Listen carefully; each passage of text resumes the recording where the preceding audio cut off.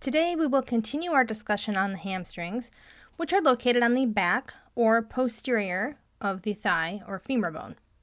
Today we're going to focus a little more on the bigger picture. It seems to me sometimes we try to separate our muscles by their names, or groups rather. However, we can't really see the whole picture unless we consider the full body.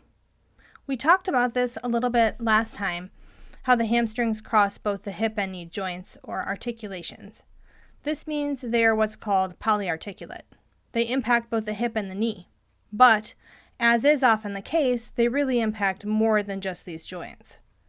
Lower back pain can be linked to or associated with hamstring tension, weakness, or in other various ways.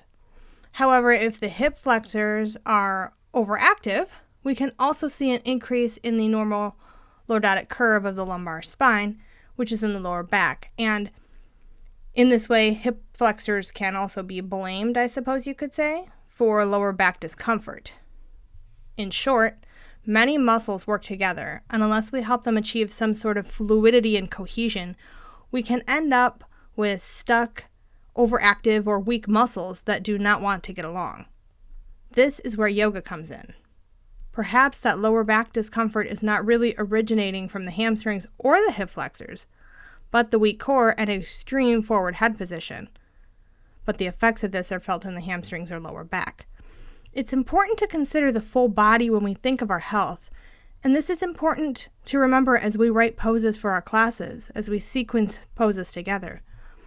While a bunch of forward bends may flow nicely along in a sequence, we need to remember the other side.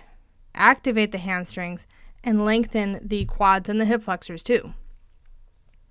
Counter poses are important for us to leave our practice feeling refreshed and balanced. It is too much to ask, and out of scope in fact, for a yoga teacher to verbalize the cause of a student's lower back pain, or back pain in general. Any type of pain really, right? But we can offer them a well-planned out practice that will aid them in discovering how their muscles work together. One that leaves them feeling refreshed, balanced, and more in touch with their own body.